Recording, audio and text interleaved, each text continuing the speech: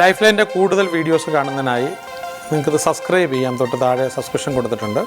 അതുപോലെ തന്നെ bell button അമർത്തി കഴിഞ്ഞാൽ എപ്പോഴും പുതിയ വീഡിയോസ് ഇടുമ്പോൾ അപ്പം തന്നെ നിങ്ങൾക്ക് അറിയിപ്പ് കിട്ടും. അത് പ്രയോജനപ്പെടുത്താം.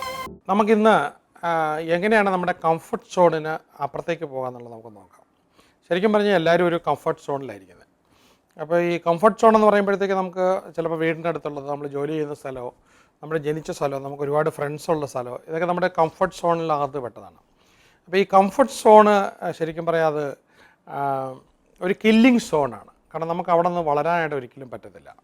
അപ്പോൾ എപ്പോഴും നമ്മൾ ആ സോണിൻ്റെ പുറത്തേക്ക് മാറിക്കൊണ്ടിരിക്കുന്നത്. ഇപ്പോൾ ഇന്ത്യ പാക് വിഭജനത്തിൽ ഒരുപാട് പേര് ഇന്ത്യയിലേക്ക് വന്ന്, ഒരുപാട് പേര് പാകിസ്ഥാനിലേക്ക് പോയി. അപ്പോൾ അവരവരുടെ ആ ഒരു ജന്മസ്ഥലം ഉപേക്ഷിക്കേണ്ടതായിട്ട് വന്നു. കാരണം രാജ്യം രണ്ടായിട്ട് വിഭജിച്ചപ്പോൾ.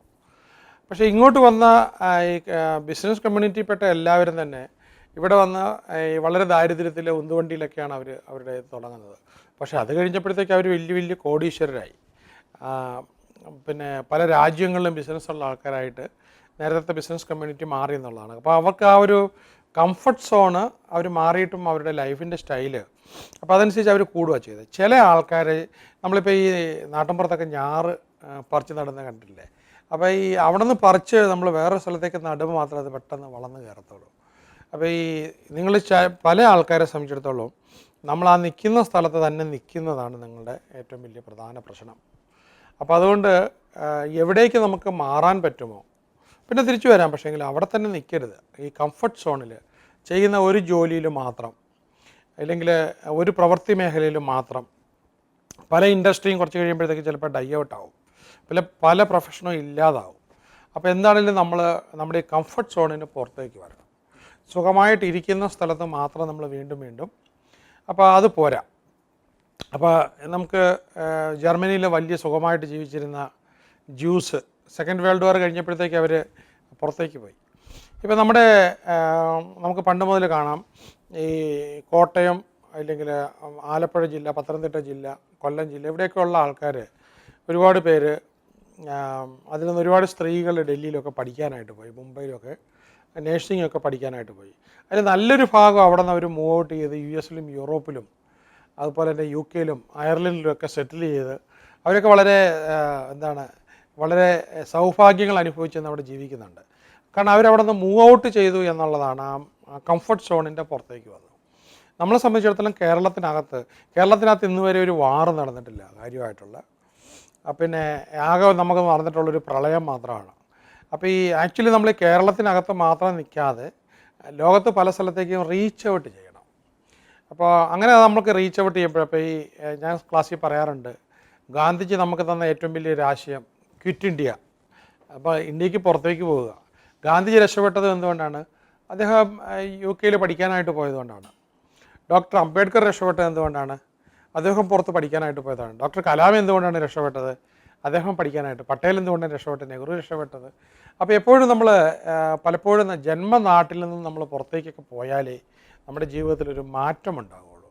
അപ്പോൾ ഈ എല്ലായ്പ്പോഴും കംഫർട്ട് സോണിനകത്ത് ഇപ്പോൾ ചെറിയ ബിസിനസ് ചെയ്തുകൊണ്ടിരിക്കുകയാണ്, അതിൽ മാത്രം കടിച്ചു തൂങ്ങി കിടക്കുക, മാറത്തില്ല. അപ്പോൾ അതിൽ നിന്ന് നമ്മളെപ്പോഴും അപ്പോൾ നിങ്ങൾ സ്ഥിരമായിട്ട് കേട്ടിട്ടുള്ള സ്റ്റോറിയാണ് ബട്ടർഫ്ലൈ ഉണ്ടായി വരുന്ന സമയത്ത് ആ കാറ്റർപില്ലറിൽ നിന്നും ബട്ടർഫ്ലൈ ഉണ്ടായി വരുമ്പോൾ ഒരുപാട് സ്ട്രഗിൾ ചെയ്ത് ചിറകുകൾ ഇങ്ങനെ ഒരുപാട് സ്ട്രഗിൾ ചെയ്താണ് അത് പുറത്തേക്ക് വരുന്നത്. അപ്പോൾ നമ്മൾ ആ കഥയായിട്ട് കേൾക്കാറുണ്ട്. ബോട്ടണി ക്ലാസ്സിൽ ഉണ്ടായൊരു കുട്ടി പ്രൊഫസർ ജസ്റ്റ് പുറത്തേക്ക് പോയപ്പോഴത്തേക്കും ഇതിങ്ങനെ പെടഞ്ഞ് പുറത്തേക്ക് വരുന്ന കണ്ടുകൊണ്ട് കവറ് കട്ട് ചെയ്ത് കളഞ്ഞു, സിസർ കൊണ്ട് കട്ട് ചെയ്ത് കളഞ്ഞു. അപ്പോൾ അതിനകത്ത് വന്ന പക്ഷി അതെല്ലാം കുറച്ച് കഴിഞ്ഞപ്പോഴത്തേക്കും ബട്ടർഫ്ലൈസ് എല്ലാം പടർന്നുയർന്നു. ഏതിനെയാണോ നമ്മൾ ഹെൽപ്പ് ചെയ്തത് അത് അവിടെ തന്നെ ചത്തു വീണു. അപ്പോൾ എന്താണെന്ന് വെച്ച് കഴിഞ്ഞാൽ അതിൻ്റെ ആ വിങ്സിലേക്കൊക്കെ ശരിക്കും പറഞ്ഞാൽ ഫ്ലൂയിഡ് റഷ് ചെയ്ത് അതിന് സ്ട്രെങ്ത് വരണമെന്നുണ്ടെങ്കിൽ സ്ട്രഗിൾ ചെയ്യണം. അപ്പോൾ എപ്പോഴും നമ്മുടെ കുട്ടികൾ കേരളത്തിന് പുറത്തേക്ക് പഠിക്കാൻ പോയവരെ സംബന്ധിച്ചിടത്തോളം അവർക്ക് എവിടെയെങ്കിലുമൊക്കെ മൂവ് ഔട്ട് ചെയ്യാനായിട്ട് ബുദ്ധിമുട്ടില്ല. നമ്മുടെ നാട്ടിൽ തന്നെ പഠിക്കുമ്പോഴത്തേക്ക് നമുക്ക് ഭയങ്കര പ്രശ്നമാണ്. നമ്മൾ അന്നേരം ഈ പറഞ്ഞ പോലെ പല അസ്വസ്ഥതകളും നമ്മൾ നേരിടും. കുറച്ച് പുറത്തേക്ക് പോയി സ്ട്രഗിൾ ചെയ്ത് പഠിച്ചു കഴിഞ്ഞാൽ നമുക്ക് ഈ ബുദ്ധിമുട്ടൊന്നും വരുന്നില്ല. അപ്പോൾ എന്തുകൊണ്ടാണ് നമ്മുടെ കുട്ടികൾ UK-യിൽ പഠിക്കാനായിട്ട് പോകുന്നുണ്ട്, US-ൽ പഠിക്കാനായിട്ട്, ഓസ്ട്രേലിയയിൽ പഠിക്കാനായിട്ട് പോകുന്നുണ്ട്. അവിടെ നമ്മൾ ചെല്ലുമ്പോഴത്തേക്ക് അവിടെ നമുക്ക് ഇങ്ങനെ സ്വീകരിക്കാനായിട്ട് ആരും ഇരിക്കുകയല്ല. നമ്മൾ ഈ പറഞ്ഞ ഫ്രീ ടൈം മുഴുവൻ ജോലിക്ക് പോയിട്ട് അതിൽ നിന്ന് വേണം പൈസ ഉണ്ടാക്കാനായിട്ട്, കാരണം അവിടെ എക്സ്പെൻസീവാണ്. പക്ഷേ ആ കുട്ടികളൊക്കെ രക്ഷപ്പെടുന്നുണ്ട്. അപ്പോൾ എപ്പോഴും നമ്മൾ ഈ ഒരു ഫിയറാണ് ആക്ച്വലി. നമ്മൾ ഈ ഫിയറിനെ നേരിടുമ്പം നമ്മൾ ഉദ്ദേശിച്ച അത്രയും പ്രശ്നം ഇതിൽ കാണത്തില്ല. അപ്പോൾ ഈ പല നെഗറ്റിവിറ്റിയും വരുന്നത് നമ്മളെ സംബന്ധിച്ചിടത്തോളം നമ്മൾ ഒരു സ്ഥലത്ത് തന്നെ നിൽക്കുന്നതുകൊണ്ടാണ്. ഈ ചിലപ്പോൾ ആൾക്കാർ ഓവർ എക്സാജുറേറ്റ് ചെയ്തതുകൊണ്ടായിരിക്കാം അങ്ങോട്ട് പോകുന്നത്. ചില എൻവയറമെൻറ്റിൽ നമുക്ക് മാറിയെങ്കിലും മാത്രമേ നെഗറ്റീവ് എൻവയറമെൻ്റ് ആണ് വീട്ടിൽ, നാട്ടിൽ ആരും നമ്മളെ ഒന്ന് പ്രോത്സാഹിപ്പിക്കാനില്ല, എല്ലാവരും പരിഹസിക്കുന്ന ഒരു രീതിയാണെങ്കിൽ തീർച്ചയായിട്ടും മൂവ് ഔട്ട് ചെയ്യണം. ഇപ്പോൾ എനിക്കറിയാം, നമ്മുടെ ക്ലാസ്സിലൊക്കെ വന്നതിന് ശേഷം വളരെ നിർബന്ധമായിട്ടും മൂവ് ഔട്ട് ചെയ്ത സ്ത്രീകളുണ്ട്. അവർ പഠിച്ച് എക്സാമിനേഷൻസൊക്കെ എഴുതിയെടുത്ത് അവർ വേറെ ജോലിക്കായിട്ട് പോയി കഴിഞ്ഞപ്പോഴത്തേക്ക് അവർക്ക് ആ വീട്ടിലുള്ള ചാലഞ്ച് മാറിയിട്ട് ഇന്നവർ വലിയ സന്തോഷത്തിൽ അനുഭവിക്കുന്നുണ്ട്. അപ്പോൾ ആരും നിങ്ങൾക്ക് പവറും സൗകര്യവും കൊണ്ടുത്തരില്ല. നമ്മൾ തന്നെ മൂവ് ഔട്ട് ചെയ്യണം. നമ്മൾ തന്നെ നമ്മുടെ ജീവിതം, നമ്മുടെ തന്നെ ലോകം നമ്മൾ കണ്ടെത്തണം. അപ്പോൾ ചില ആൾക്കാർക്ക് ഓവർ കെയർ കിട്ടിയിട്ടാണ്. ചിലപ്പോൾ ഈ ഓവർ കെയർ കിട്ടിയതുകൊണ്ട് രക്ഷപ്പെടാതിരിക്കുന്ന ഒരുപാട് പേരുണ്ട്. പക്ഷേങ്കിൽ ഈ പറഞ്ഞ പോലെ അവിടെയും ബുദ്ധിമുട്ട് വരുമ്പോഴെല്ലാം കബഡിയിൽ മുതൽ പറയുന്നുണ്ട്, വെള്ളമില്ലാത്ത രാജ്യം, നല്ല രാജാവില്ലാത്ത രാജ്യം, നല്ല നീതിയില്ലാത്ത സ്ഥലം, ഇവിടെ നിന്നെല്ലാം നമ്മൾ മൂവ് ഔട്ട് ചെയ്യണം. അപ്പോൾ നമ്മളെ സംബന്ധിച്ചിടത്തോളം നമ്മൾ യഥാർത്ഥ പരാജയം നമുക്ക് വരുന്നത് നമ്മൾ ഒരിടത്ത് തന്നെ സഫർ ചെയ്യാനായിട്ട്, വിക്റ്റിമായിരിക്കാനായിട്ട് തയ്യാറാകുമ്പോഴാണ്. അപ്പോൾ നമ്മളതിന് സമ്മതിക്കുന്നില്ലെങ്കിൽ പിന്നെ നമുക്ക് വേറെ ആർക്കാണ് നമ്മളെ തടയാനായിട്ട് പറ്റുന്നത്. അപ്പോൾ അതിന് ചില ആൾക്കാർ ചില എക്സ്ക്യൂസസ് എടുക്കും. എനിക്ക് കുഞ്ഞുണ്ട്, ഇല്ലെങ്കിൽ എനിക്ക് നാട്ടിൽ നിന്ന് പോയി കഴിഞ്ഞാൽ ഞാൻ സ്ത്രീയാണ്.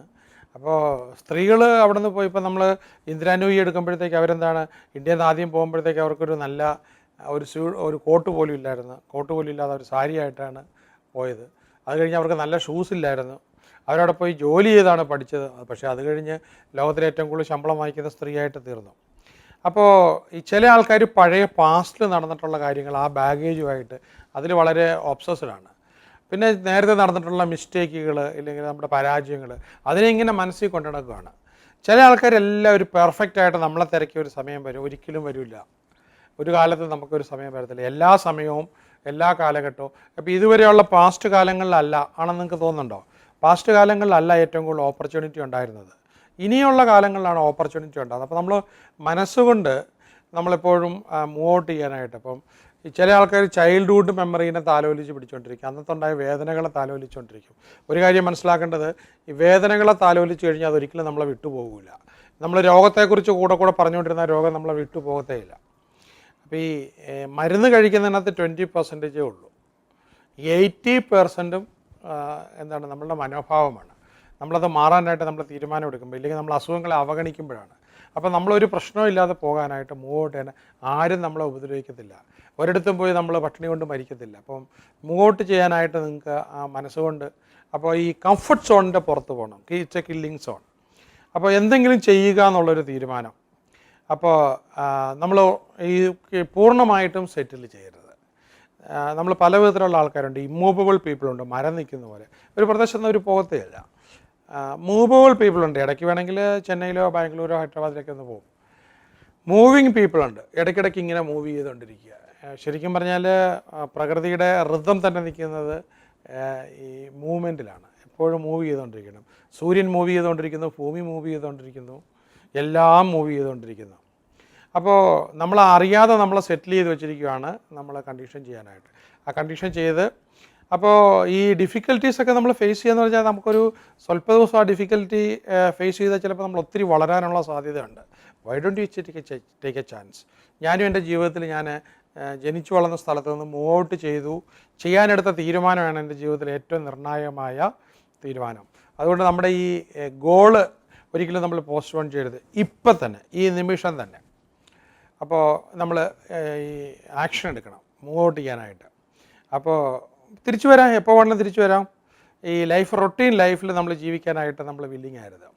ഈ ക്രൗഡിനെ, ആൾക്കാർ പറയുന്നത് കേൾക്കരുത്. ആൾക്കാർ പറയുന്നത് അവരല്ല നമുക്ക് ഡിസൈഡ് ചെയ്യുന്നത്. നമ്മൾ ഡിസൈഡ് ചെയ്യണം നമ്മുടെ കാര്യം. മറ്റാർക്ക് നമ്മുടെ തീരുമാനം വിട്ടുകൊടുക്കരുത്. ഇനിയിപ്പോൾ നമുക്ക് ബ്ലെയിം ചെയ്യാം. ഭർത്താവ് കാരണമാണ്, ഭാര്യ കാരണമാണ്, വീട്ടുകാർ കാരണമാണ്, കുടുംബക്കാർ കാരണമാണ്, സർക്കാർ കാരണമാണ്. അപ്പോൾ എപ്പോഴും ഒരു കാര്യമാണ്, ഈ ബാഡ് വർക്കർ എപ്പോഴും ടൂൾസിനെ കുറ്റം പറഞ്ഞുകൊണ്ടിരിക്കും. നമ്മൾ സ്വയം കുറ്റപ്പെടുത്തിക്കൊണ്ടിരിക്കും. അപ്പോൾ തീരുമാനം നമ്മൾ തന്നെ എടുക്കുക. അതിനൊരു എക്സ്ക്യൂസ് പാടില്ല. ശരിക്കും പറഞ്ഞു കഴിഞ്ഞാൽ എവിടേക്ക് പോകുന്നുണ്ടോ അതിനെക്കുറിച്ച് ഇൻഫർമേഷൻ നടത്തി പ്ലാൻ ചെയ്തിട്ട് വേണം. അപ്പോൾ അവിടെ ഒരു നല്ല വ്യക്തമായൊരു പ്ലാൻ വേണം. നമ്മളോട് തന്നെ അതിന് വേണ്ടിയിട്ട് റെസ്പോൺസിബിളായി അക്കൗണ്ടബിളായിട്ട് ബേബി സ്റ്റെപ്സ് എടുക്കുക. 1000 മൈലുകൾ നടക്കുന്നത് ഒരു സ്റ്റെപ്പ് വെച്ചുകൊണ്ടാണ്. ഒരു വലിയ കെട്ടിടം പണിയുന്നതും ആദ്യം ഒരു കല്ലിട്ടുകൊണ്ടാണ്. അപ്പോൾ എപ്പോഴും നമ്മുടെ ഈ കംഫർട്ട് സോണിനെ ചാലഞ്ച് ചെയ്യുക. ഇതിലും വലുതാകാൻ എനിക്ക് പറ്റുമോ, ഇതിലും വലുതാക്കാൻ എനിക്ക് പറ്റുമോ. Always remain positive. ലോകത്തിൽ പോസിറ്റീവ് കൂടിക്കൊണ്ടിരിക്കുന്നതേ ഉള്ളൂ. ആൻഡ് നിങ്ങളുടെ ഈ ഒരു കംഫർട്ട് സോണ് ഒരു ലിമിറ്റ് അതിങ്ങനെ കൂട്ടി ഫർദറായിട്ട് കൂട്ടി നമ്മൾ ഓരോ ദിവസവും നമ്മൾ സ്ട്രെച്ച് ചെയ്യണം. ഇങ്ങനെ കുറച്ച് സ്ട്രെച്ച് ചെയ്യുന്നത്, ഇപ്പോൾ ജിമ്മിലൊക്കെ പോകുന്നില്ല, എക്സസൈസ് ചെയ്യുന്നത് നമ്മൾ ഓരോ മസിലിനെ സ്ട്രെച്ച് ചെയ്യുമ്പോഴത്തേക്കാണ്. അപ്പോൾ ഈ ഒളിമ്പിയൻസൊക്കെ ചെയ്യുന്നത് എന്താണ്, ഓരോ ദിവസവും അവർ സ്ട്രെച്ച് ചെയ്ത് അപ്പോൾ കുറേശ്ശെ അവരുടെ കംഫർട്ട് സോണിന് അവർ പുറത്തേക്ക് വരുന്നുണ്ട്. അപ്പോൾ നമുക്ക് കൂടുതൽ ക്രിയേറ്റീവ് ആകാം. പിന്നെ ഈ മെഡിറ്റേഷൻ നമ്മളെ ഗൈഡ് ചെയ്യും. ഏറ്റവും വലുത് നമുക്ക് നന്നായിട്ട് മെഡിറ്റേഷൻ പഠിക്കുക എന്നുള്ളതാണ്. പിന്നെ അതുപോലെ തന്നെ നമുക്ക് പുതിയതായിട്ട് ട്രൈ ചെയ്യുന്ന പുതിയ ഫുഡൊന്ന് ട്രൈ ചെയ്ത് നോക്കാം. നമ്മൾ ഇഷ്ടപ്പെടാതിരുന്ന കാര്യങ്ങൾ, പിന്നെ അതല്ലെങ്കിൽ നമുക്കൊരു പബ്ലിക് സ്പീക്കിംഗ്. ഇപ്പോൾ പല ആൾക്കാരും ഈ കമ്മ്യൂണിക്കേഷൻ പോരാ. നമുക്ക് ഏറ്റവും വലിയൊരു കുറവ് കാണുന്നത് കമ്മ്യൂണിക്കേഷൻ്റെ കാര്യത്തിലാണ്. അപ്പോൾ അതുകൊണ്ട് നമ്മളൊരു പബ്ലിക് സ്പീക്കർ ആകുക. 100 കിലോ എടുത്തൊരിക്കൽ പൊക്കിക്കഴിഞ്ഞാൽ പിന്നെ നമുക്ക് ഈ 5 കിലോ ഈസി ആയിട്ട് എടുക്കാനായിട്ട് പറ്റും. അപ്പോൾ എപ്പോഴും നമ്മൾ മനസ്സിലാക്കേണ്ടത് കാര്യം, നമ്മൾ ഈ ഷാർക്കുമായിട്ട് ഒന്നിച്ച് ഡൈവ് ചെയ്യണമെന്ന് പറയാറുണ്ട്. എന്ന് പറഞ്ഞ പോലെ വലിയ ആൾക്കാരുമായിട്ട് മൂവ് ചെയ്യുക, അവരുമായിട്ട് പലരുമായിട്ട് കാണുക. അപ്പോൾ പുതിയ കാര്യങ്ങൾ ചെയ്യുക. You can try yoga, may be A fasting. വെള്ളം മാത്രം കുടിച്ചുകൊണ്ട് 2 ദിവസത്തേക്ക് നമുക്ക് ഫാസ്റ്റിംഗ് അല്ലെങ്കിൽ സംതിങ് ന്യൂ. അപ്പോൾ നമ്മുടെ എന്താണോ നമ്മളെ സിഗ്നിഫിക്കൻ്റ് ആക്കാനായിട്ട് സാധ്യതയുള്ളത്.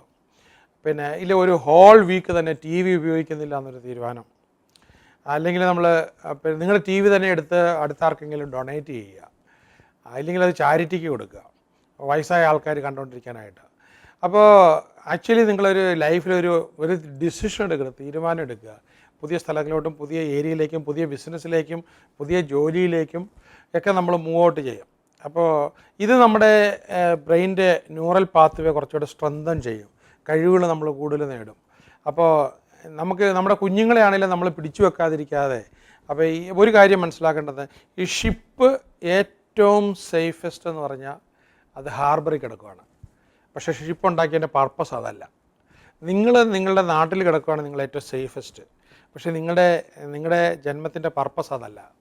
എയർപോർട്ടിലാണ് എപ്പോഴും പ്ലെയിൻ ഏറ്റവും സേഫസ്റ്റ്, ഒന്നും ഭയപ്പെടാനില്ല. പക്ഷേ എയർപോർട്ടിൽ കീപ്പ് ചെയ്യാൻ വേണ്ടിയിട്ടല്ല നമ്മളൊന്നും പ്ലെയിൻ ഉണ്ടാക്കിയിട്ടുള്ളത്. അപ്പോൾ നിങ്ങൾ എപ്പോഴും ആ വീടിൻ്റെ നാടിൻ്റെ പ്രദേശത്ത് മാത്രം. സോ ഒരു മൂവ് ഔട്ട് ചെയ്യാനൊരു പ്ലാൻ ക്രിയേറ്റ് ചെയ്യുക. ഈ കംഫർട്ട് സോണിൽ നമ്മൾ പുറത്ത് വരണം. അപ്പോൾ അങ്ങനെ വീണ്ടും നമ്മൾ പുറത്തേക്ക് വരാനായിട്ട് എപ്പോഴും. അപ്പോൾ ഇടയ്ക്ക് നമുക്ക് സ്വർണം വിറ്റിട്ടാണെങ്കിലും എബ്രോഡ് പോകാനൊരു തീരുമാനം എടുക്കുക. ഏതെങ്കിലും ഒരു രാജ്യത്ത് പോയിട്ടില്ലാത്ത ആൾക്കാരെ സംബന്ധിച്ചിടത്തോളം ആദ്യത്തെ ആക്ടിവിറ്റി എബ്രോഡ് പോവുക എന്നുള്ളതാണ്. പിന്നെ ഈ പറഞ്ഞ പോലെ നിങ്ങൾ പത്രം, TV ഇതിലേക്ക് കൂടുതൽ ടൈം ചിലവാക്കുന്നതിന് പകരം ഭയങ്കര പോസിറ്റീവായിട്ടുള്ള യൂട്യൂബുകളുണ്ട്. ഇപ്പോൾ ഇന്നലെ രാത്രി ഞാൻ വളരെ എനിക്ക് നല്ല ഇൻഫർമേഷൻ, ഒത്തിരി മോട്ടിവേഷൻ എനിക്ക് ചില യൂട്യൂബുകളിൽ നിന്ന് കിട്ടി. അപ്പോൾ അത് ഇപ്പോൾ ചിലപ്പോൾ മലയാളത്തിലായിരിക്കത്തില്ല, ഭാഷ നമുക്ക് പഠിക്കണം, അതിനുവേണ്ടി നമ്മൾ തയ്യാറാകണം.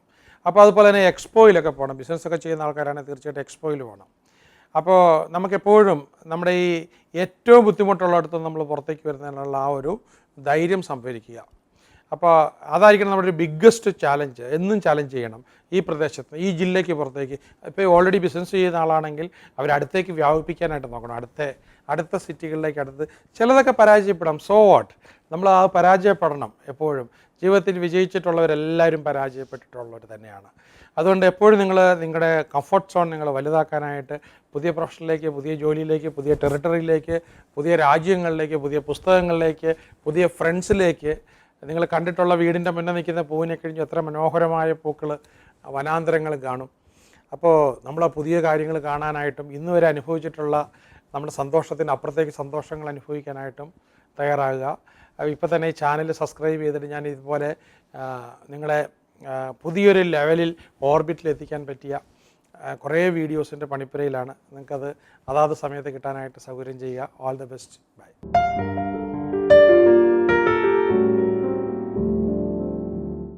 ലൈഫ് ലൈൻ്റെ കൂടുതൽ വീഡിയോസ് കാണുന്നതിനായി നിങ്ങൾക്കത് സബ്സ്ക്രൈബ് ചെയ്യാം. തൊട്ട് താഴെ സബ്സ്ക്രിപ്ഷൻ കൊടുത്തിട്ടുണ്ട്. അതുപോലെ തന്നെ ബെൽ ബട്ടൺ അമർത്തി കഴിഞ്ഞാൽ എപ്പോഴും പുതിയ വീഡിയോസ് ഇടുമ്പോൾ അപ്പം തന്നെ നിങ്ങൾക്ക് അറിയിപ്പ് കിട്ടും. അത് പ്രയോജനപ്പെടുത്താം.